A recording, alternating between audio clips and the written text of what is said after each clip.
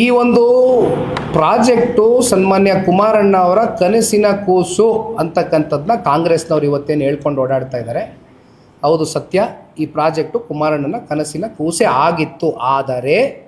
ಆದರೆ ಕೃಷ್ಣಾ ಕಚೇರಿಯಲ್ಲಿ ಸನ್ಮಾನ್ಯ ಕುಮಾರಣ್ಣ ಅವರು ಮುಖ್ಯಮಂತ್ರಿಗಳಾಗಿದ್ದಾಗ ರೈತ ಮುಖಂಡರು, ರೈತ ಮಹಿಳೆಯ ಮುಖಂಡರುಗಳು ಭಾಳ ಜನ ಬಿಡದಿ ಭಾಗದಿಂದ ಕುಮಾರಣ್ಣ ಅವ್ರನ್ನ 3 ಬಾರಿ ಭೇಟಿ ಮಾಡಿದ್ದಾರೆ ಕೃಷ್ಣ ಕಚೇರಿಯಲ್ಲಿ. ಆ 3ನೇ ಸಭೆಯಲ್ಲಿ ಕೂತು ಕುಮಾರಣ್ಣ ಅವರು ಸೌಹಾರ್ದಿತವಾಗಿ ಭೇಟಿ ಮಾಡಿದಾಗ ಅಂತಿಮವಾಗಿ ಕುಮಾರಣ್ಣ ಅವರು ಒಂದು ವಿಚಾರ ನಿನ್ನೆ ಅಲ್ಲ ಹಲವಾರು ಬಾರಿ ಹೇಳಿದ್ದಾರೆ. ನಿನ್ನೆ ನಾನು ಯಾವುದೋ ಒಂದು ಮಾಧ್ಯಮದಲ್ಲಿ ಒಬ್ಬ ರೈತ ಮುಖಂಡರು ಇದ್ರ ಬಗ್ಗೆ ನಮ್ಮ ಬೈರ್ಮಂಗಲ ಕೆಂಚಗಾರನಹಳ್ಳಿಯಲ್ಲಿ ಇವತ್ತು ರೈತರು ಹಲವಾರು ದಿನದಿಂದ ಏನು ಪ್ರತಿಭಟನೆ ಮಾಡ್ತಾ ಇದ್ದಾರೆ, ಅವರು ಕೂಡ ಅದನ್ನು ಅಕ್ನಾಲೆಡ್ಜ್ ಮಾಡ್ತಾರೆ. ಅವರೇನು ಹೇಳ್ತಾರೆ, 3ನೇ ಸಭೆಗೆ ನಾನು ಬಂದ್ವಿ, ಅಲ್ಲಿ ಒಂದು ರೈತ ಮಹಿಳೆ, ನೋಡಪ್ಪ ನಮ್ಮ ಭಾವನೆಗಳು ಅಡಗಿದೆ ಇಲ್ಲಿ ಮುಖ್ಯಮಂತ್ರಿಗಳೇ, ಜೊತೆಯಲ್ಲಿ ನಮಗೆ ಮುಂದೆ ಏನು ಮಾಡಬೇಕು ಅಂತಕ್ಕಂಥ ದಿಕ್ಚೋರಿಸೋದಿಲ್ಲ, ದಯವಿಟ್ಟು ಅಕ್ವಿಸಿಷನ್ನ ಇಲ್ಲಿ ಕೈ ಬಿಡಿ, ಈ ಪ್ರಾಜೆಕ್ಟ್ನ ಕೈ ಬಿಡಿ ಅಂತ ಹೇಳಿದಂಥ ಸಂದರ್ಭದಲ್ಲಿ ಕುಮಾರಣ್ಣ ಅವರು ಸೌಜನ್ಯತೆ ಬೆಳೆಸ್ಕೊಂಡಿದ್ರು. ರೈತರು ಹೇಳ್ತಕ್ಕಂಥ ವಿಚಾರಗಳೇನಿತ್ತು ಅದನ್ನು ಸೂಕ್ಷ್ಮವಾಗಿ ಮಂದಟ್ಟು ಮಾಡ್ಕೊಂಡು ಕುಮಾರಣ್ಣ ಅವರು ಆ ವಿಚಾರಕ್ಕೆ ಸಂಬಂಧಪಟ್ಟಂತೆ ಆ ಪ್ರಾಜೆಕ್ಟ್ನ ಡ್ರಾಪ್ ಮಾಡ್ತಕ್ಕಂಥದ್ದಕ್ಕೆ ಕುಮಾರಣ್ಣ ಅವರು ತೀರ್ಮಾನ ಮಾಡ್ತಾರೆ. ಆದರೆ ಇಲ್ಲಿ ಇದೇ ಮಾನ್ಯ DCM ಅವ್ರು ಏನು ಹೇಳ್ತಾರೆ, ನೋಡಿ ಸಾರ್, ಇಲ್ಲಿ HDK ಪ್ರತಿಷ್ಠೆ ಪ್ರಶ್ನೆ ಅಲ್ಲ, ಪ್ರತಿಷ್ಠೆಗೆ ಹೋಗೋದು ಬೇಡ, ಇಲ್ಲಿರ್ತಕ್ಕಂಥದ್ದು ರೈತರ ಬದುಕಿನ ಜೊತೆ ಚೆಲ್ಲಾಟ ಆಡ್ತಕ್ಕಂಥದ್ದು ಬೇಡ,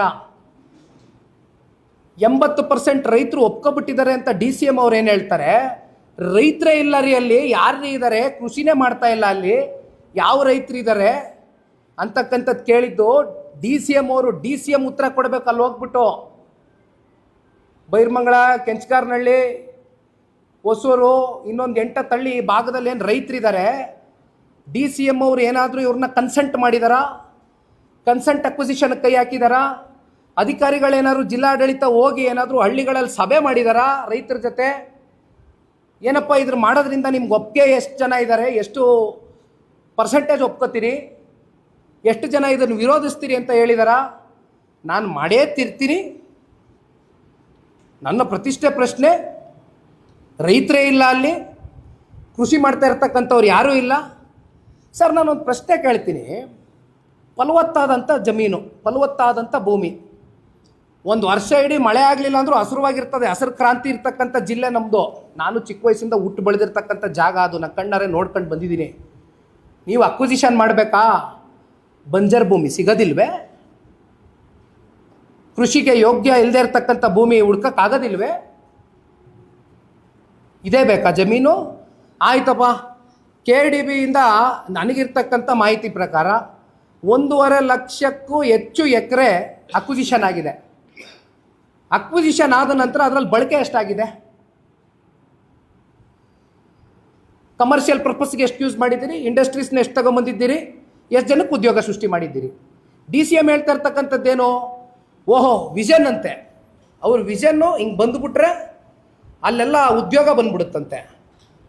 ರೀ, ನಾನೊಂದು ಮಾತು ಕೇಳ್ತೀನಿ ರೀ, ಒಂದು ಪ್ರಾದೇಶಿಕ ಪಕ್ಷದ ಒಬ್ಬ ಯುವ ಕಾರ್ಯಕರ್ತನಾಗಿ, ಒಂದು ಕೆಲಸ ಮಾಡಿರಿ, ಸರ್ಕಾರ ನಿಮ್ಮದೇ ಅಲ್ವಾ ಇರೋದು, 50% ಸ್ಥಳೀಯರಿಗೆ ಉದ್ಯೋಗ ಅವಕಾಶ ಕಡ್ಡಾಯವಾಗಿ ಕೊಡಲೇಬೇಕು ಅಂತಕ್ಕಂಥ ಒಂದು ಕಾನೂನು ತೊಗೊಂಬನ್ರಿ ಸರ್ಕಾರದ ಕಡೆಯಿಂದ. ಈಗಿರ್ತಕ್ಕಂಥ ಹಲವಾರು ಕಂಪ್ನಿಗಳಿದೆ, ಖಾಸಗಿ ಕಂಪ್ನಿಗಳು, ನಾನು ಹೆಸರು ಹೇಳಕ್ಕೆ ಹೋಗೋದಿಲ್ಲ. ಎಲ್ಲ ಸುತ್ತಮುತ್ತ ಇರೋವಂಥ ನಮ್ಮ ರಾಮನಗರ ಜಿಲ್ಲೆ ಹುಡುಗರುಗಳ ಪರಿಸ್ಥಿತಿ ಏನಾಗಿದೆ ಗೊತ್ತಾ? ದಿನ ಬೆಳಗ್ಗೆ ಇದ್ರೆ ಏನು ಹೇಳ್ತಾರೆ ಗೊತ್ತಾ? ಬಂದು ಅಣ್ಣ 1 ವರ್ಷಕ್ಕೆ ಲೀಸ್ ಬೇಸಿಸಿಗೆ ತಗೊಂಡಿದ್ರು, ಟೆಂಪ್ರವರಿ ಬೇಸಿಸು, ಈಗ ಕಿತ್ತಾಕ್ತೀನಿ ಅಂತಾರೆ, ಎದುರಿಸ್ತಾರೆ, ನಾವೇನು ತಪ್ಪು ಮಾಡಿಲ್ಲ, ದಯವಿಟ್ಟು ಪರ್ಮನೆಂಟ್ ಮಾಡಿಸ್ಕೊಡಿ ಅಂತ ಬರ್ತಾರಲ್ಲ.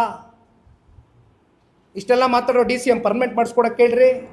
50% ಸ್ಥಳೀಯರಿಗೆ ಉದ್ಯೋಗ ಕೊಡಲೇಬೇಕು ಅಂತಕ್ಕಂಥ ಕಡ್ಡಾಯ ಒಂದು ಕಾನೂನು ತಗೊಬರಕ್ಕೆ ಕೇಳ್ರಿ. ಸರ್ಕಾರ 136 ಅಲ್ರಿ, ನಮ್ಮ ಥರ ಸಮ್ಮಿಶ್ರ ಸರ್ಕಾರದ ಒತ್ತಡಗಳಿತ್ತ ಪಾಪ ಮುಖ್ಯಮಂತ್ರಿಗಳಿಗೆ, ಉಪಮುಖ್ಯಮಂತ್ರಿಗಳಿಗೆ. ಏನು ಮಾತಾಡ್ತಾರೆ? ಸೌಜನ್ಯತೆ ಇದೆಯಾ ಅವ್ರಿಗೆ? ರೈತರ ಜೊತೆ ಕೂತ್ಕೊಂಡು ಒಂದು ಸಭೆ ಮಾಡಿದಾರಾ? ಯಾವ ಸಭೆ ಅದು? ಮೊನ್ನೆ ಮಾಡಿದ ಸಭೆ. ಅಣ್ಣ, ಒಂದು ಕೆಲಸ ಮಾಡೋಣ, ಉಪಮುಖ್ಯಮಂತ್ರಿಗಳಿಗೆ ಏನಾದರೂ ಸಮಯ ಇದ್ದರೆ, ಉಪಮುಖ್ಯಮಂತ್ರಿಗಳಿಗೆ ಏನಾದರೂ ನಿಜವಾದಂಥ ಕಾಳಜಿ ನಮ್ಮ ರೈತರ ಪರವಾಗಿದ್ದರೆ ದಯವಿಟ್ಟು ಹಳ್ಳಿಗಳಿಗೆ ಒಂದು ಸಲ ಬರಲಿ. ನಿಖಿಲ್ ಕುಮಾರಸ್ವಾಮಿ ಟೈಮ್ ಕೊಡ್ತಾನೆ ಕಾಮನ್ ಮ್ಯಾನ್ ಆಗಿ, ನನಗೆ ಆ ಹುದ್ದೆ ಬೇಕಾಗಿಲ್ಲ, ಕಾಮನ್ ಮ್ಯಾನ್ ಆಗಿ, ಒಬ್ಬ ಕನ್ನಡಿಗನಾಗಿ, ಆ ಜಿಲ್ಲೆಯ ಒಬ್ಬ ಮಗನಾಗಿ ಹುಟ್ಟಿಲ್ಲ ನಾನಲ್ಲಿ. ಆದರೆ ಭಾವನೆಗಳಿದೆ ರಾಮನಗರ ಜಿಲ್ಲೆ ಜನತೆ ಜೊತೆ. ನಾ ಬರ್ತೀನಿ, ಟೈಮ್ ಫಿಕ್ಸ್ ಮಾಡ್ತಾರ ಡಿ ಸಿ ಎಮ್ ಅವರು, ಬರ್ತಾರ ಸೌಹಾರ್ದಯುತವಾಗಿ ರೈತರನ್ನೆಲ್ಲ ಹಳ್ಳಿಗಳಿಗೂ ಹೋಗೋಣ, ಭೇಟಿ ಮಾಡೋಣ, ಕೇಳೋಣ, ಅವ್ರ ಕನ್ಸೆಂಟ್ ಅಕ್ವಿಸಿಷನ್ ತೊಗೊಳ್ಳೋಣ, ಬರ್ತಾರ, ನಾನು ರೆಡಿ ಇದ್ದೀನಿ. ಇನ್ನೇನು ಮಾತಾಡ್ತೀನಿ ಸರ್? ಒಂದು ನಿಮಿಷ ಹೇಳ್ತೀನಿ ಕೇಳಿ ಸರ್.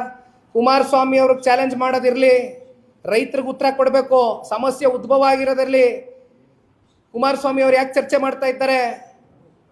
ರೈತರ ಪರವಾಗಿ ಚರ್ಚೆ ಮಾಡ್ತಾ ಇದ್ದಾರೆ. ನಾನು ಹೇಳ್ತಾ ಇರೋದೇನು, ನಡೀರಿ ರೈತರ ಸಂಕಷ್ಟ ಕೇಳೋಣ, ಆಲ್ಸೋಣ. ಏನು ಪ್ರಪಂಚ ಮುಳುಗೋಗಲ್ಲ.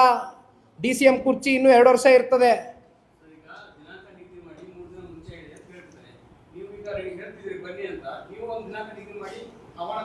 ನೋಡ್ರಿ, HDK ವರ್ಸಸ್ DK ಕೂತ್ಕೊಂಡ್ರೆ ಯಾವುದು ಇತ್ಯರ್ಥ ಆಗೋದಿಲ್ಲ. ಇಲ್ಲಿ ಇರ್ತಕ್ಕಂಥದ್ದು ರೈತರ ಜೊತೆ ಸಂವಾದ ಆಗಬೇಕು, ಚರ್ಚೆ ಆಗಬೇಕು, ಅವರ ಅಭಿಪ್ರಾಯಗಳು ಸಂಗ್ರಹಣೆ ಮಾಡಬೇಕು. ಅದಾಗಿಲ್ಲ. ಅದೇ ರೈತರು ಆಕ್ರೋಶಭರಿತವಾಗಿ ಹಲವಾರು ಯೂಟ್ಯೂಬ್ ಚಾನಲ್ಗಳಲ್ಲಿ ಹೋಗ್ತಾವ್ರೆ, ನೋಡ್ತಾ ಇದ್ದೀನಿ. ಏನೇನು ಮಾತಾಡ್ತಾವ್ರೆ ರೈತರು ನೋಡಿದ್ದೀನಿ. ನಿಮ್ಮ ಮಾಧ್ಯಮನೇ ಎಷ್ಟೋ ಮಾಧ್ಯಮಗಳು ಹೋಗಿ ಪ್ರಶ್ನೆ ಕೇಳಿದಿರಿ. ಏನು ಹೇಳ್ತಾ ಇದ್ದಾರೆ ಅವರೆಲ್ಲ? ನಮ್ಮ ಭಾವನೆಗಳಿದೆ ಇಲ್ಲಿ. ನಮ್ಮ ತಾತ ಅಜ್ಜಿ ಅಜ್ಜನ ಇಲ್ಲಿ ಮಣ್ಣು ಮಾಡಿದ್ದೀವಿ. ಕೊನೆಗೆ 10 ಗುಂಟೆನೋ 15 ಗುಂಟೆನೋ 20 ಗುಂಟೆನೋ, ಉದಾಹರಣೆಗೆ ಗುಂಟೆ ಲೆಕ್ಕದಲ್ಲಿ ಮಾತಾಡೋದಾದರೆ, ಎಕರೆಗೆ ಅದೆಷ್ಟು ಅಕ್ವಿಸಿಷನ್ಗೆ 2 ಕೋಟಿ ರೂಪಾಯಿ ಪರಿಹಾರ ಕೊಡ್ತೀವಿ ಅಂತ ಹೇಳಿದಾರಲ್ಲ. ಏನು ಸರ್? ಎಷ್ಟು ಅಣ್ಣ? ಎಷ್ಟು? What ever the XYZ amount, what ever the XYZ amount. ಅವತ್ತು ಕುಮಾರಣ್ಣವರು ಒಂದು ಅಮೌಂಟ್ ಹೇಳಿದರು, ಪರಿಹಾರ ಕೊಡ್ತೀನಿ ಅಂತ. ಅವತ್ತಿನ ಲೆಕ್ಕಾಚಾರಕ್ಕೆ ಅದಾದ ಮೇಲೆ ಮೊದಲನೇ ಬಾರಿ ರಾಜ್ಯದಲ್ಲಿ ಸಿದ್ದರಾಮಣ್ಣ ಅವ್ರ ಸರ್ಕಾರ 13-18 ಮಧ್ಯೆ ಬಂದಾಗ ಇದೇ ಈಗಲ್ಟನ್ ಇಶ್ಯೂ ಕುಮಾರಣ್ಣ ಅವರು 16 ಬಾರಿ ಹೇಳಿದ್ದಾರೆ. ಅವ್ರನ್ನ ಟಾರ್ಗೆಟ್ ಮಾಡ್ಕೊಂಡು ಕ್ಯಾಬಿನೆಟಲ್ಲಿ ನೀವೇ ತಾನೇ ಹೊರಡಿಸಿದ್ದು, ಎಷ್ಟು ಕಟ್ಟಿದ್ರಪ್ಪ ಅವತ್ತು, ಎಷ್ಟು ಹೇಳಿದ್ರಪ್ಪ ಕಟ್ಟಿ ಅಂತ ಈಗಲ್ಟನ್ಗೆ 13-18ರಲ್ಲಿ 12 ಕೋಟಿ ಒಂದು ಎಕರೆಗೆ. ಅವ್ರಿಗೆ ನೀವೇ ಹೇಳ್ದವರು, ನಿಮ್ಮ ಸರ್ಕಾರನೇ ಇತ್ತಿದ್ದು, ನೀವೇ ನಿಗದಿ ಮಾಡಿರೋ ಬೆಲೆ. ಈಗ 2 ಕೋಟಿನಾ? ಈಗ 2 ಕೋಟಿನ? ಅವತ್ತು 2006ರಲ್ಲಿ, 2013ರಲ್ಲಿ, 2026ರಲ್ಲಿ ಎಲ್ಲಿಗೆ ಬಂದು ನಿಂತಿದ್ದೀವಿ? ಎಷ್ಟಾಗಿರ್ಬೇಕು ಬೆಲೆ? ಅಷ್ಟೇನಾ ಹಂಗಾರೆ ಬೆಲೆ ಕಟ್ಟೋದು? ಆಯಿತು, 10 ಗುಂಟೆ 15 ಗುಂಟೆ 20 ಗುಂಟೆ ಇಟ್ಕೊಂಡಿರ್ತಕ್ಕಂಥವ್ರು ಯಾರು ಸ್ವಾಮಿ? ಸಣ್ಣ ರೈತರು ಕಣ್ರಿ. ಹೈನುಗಾರಿಕೆ ಮಾಡ್ಕೊಂಡು, ಹಸ ಸಾಕೊಂಡು, ಕರ ಸಾಕೊಂಡು, ಮೇಕೆ ಸಾಕೊಂಡು, ಹೆಂಗೋ ಕನಿಷ್ಠ ಪಕ್ಷ ಗೌರವಿತವಾಗಾದರೂ ಬದುಕ್ತಾವ್ರೆ. ಬಿಟ್ಬಿಡಿ ಬದುಕಕ್ಕೆ. 10 ಗುಂಟೆ 15 ಗುಂಟೆ 20 ಗುಂಟೆಗೆ ನೀವು ಕೊಡ್ತಕ್ಕಂಥ ಜುಜುಬಿ ದುಡ್ಡಲ್ಲಿ ಅವ್ರು ಏನಾದ್ರು ಬೆಂಗಳೂರು ಹೊರವಲಯದಲ್ಲಿ ಎಷ್ಟು ದಿನ ಬಂದು ಬದುಕ್ಬೋದು? ಎಲ್ಲಿಗೆ ಹೋಯ್ತಾರೆ? ಅವ್ರನ್ನ ಎಲ್ಲಿ ಎತ್ತಂಗಡಿ ಮಾಡ್ತೀರಿ? ಇದೇ ನೋಡ್ರಿ, ಇದೇ ಇಂಡಸ್ಟ್ರಿಯಲ್ ಟೌನ್ಶಿಪ್ ನೀವು ಮಾಡಬೇಕು ಅಂದರೆ ನಾನು ಒಂದು ಸಲಹೆ ಕೊಡ್ತೀನಿ ರೀ. ಕಲ್ಯಾಣ ಕರ್ನಾಟಕ, ಕಿತ್ತೂರು ಕರ್ನಾಟಕ, ಮಧ್ಯ ಕರ್ನಾಟಕದಲ್ಲಿ ಗೂಳೆ ಹೋಗ್ತಕ್ಕಂಥವ್ರನ್ನ, ವಲಸೆ ಬರ್ತಕ್ಕಂಥವ್ರನ್ನ ದಯವಿಟ್ಟು ತಡೆಗಟ್ರಿ. ಯಾಕಪ್ಪ ಅಲ್ಲಿ ಬಂಜರ್ ಭೂಮಿಗಳಿಲ್ವಾ? ಅಲ್ಲೆಲ್ಲ ಫಲವತ್ತಾದಂಥ ಜಮೀನು ಕೈ ಹಾಕ್ಬೇಡ್ರಿ. ಮತ್ತೆ ನಾನು ಹೇಳ್ತಾ ಇದ್ದೀನಿ, ರೈತರಿಗೆ ನೋವು ಕೊಡಬೇಡ್ರಿ, ರೈತರಿಗೆ ಗೌರವಿತವಾಗಿ ಬದುಕಕ್ಕೆ ಬಿಡ್ರಿ. ಫೈಂಡ್ ಔಟ್ ಮಾಡಿರಿ, ಬಂಜರ್ ಭೂಮಿಗಳ ಕೈ ಹಾಕ್ರಿ, ಕೊಡ್ರಿ. ಕಲ್ಯಾಣ ಕರ್ನಾಟಕದಲ್ಲಿ ಇಂಡಸ್ಟ್ರಿ ತಗೊಂಬರ್ರಿ, ಉದ್ಯೋಗ ಸೃಷ್ಟಿ ಮಾಡಿರಿ. ಯಾಕ್ರಿ ಅವ್ರ ಪಾಪ ಇಲ್ಲಿಗೆ ಬರಬೇಕು? ಯಾಕ್ರಿ ಗುಳೆ ಹೋಗ್ಬೇಕು ಅವರು? ಯಾಕ್ರಿ ವಲಸೆ ಹೋಗ್ಬೇಕು ಅವರು? ಏನು ಬರೀ ಇಲ್ಲೇನಾ? ರಾಮನಗರ ಜಿಲ್ಲೆ ಹೆಸರು ಚೇಂಜ್ ಮಾಡಿಬಿಟ್ಟೆ, ಪ್ರತಿಷ್ಠೆ ನಾನು ಮಾಡೇ ತೀರ್ತೀನಿ, ಪ್ರತಿಷ್ಠೆ GBIT ಸೋ ಕಾಲ್ಡ್. ಇರಲಿ, ಬನ್ನಿ ಅಣ್ಣ, ಥ್ಯಾಂಕ್ ಯು.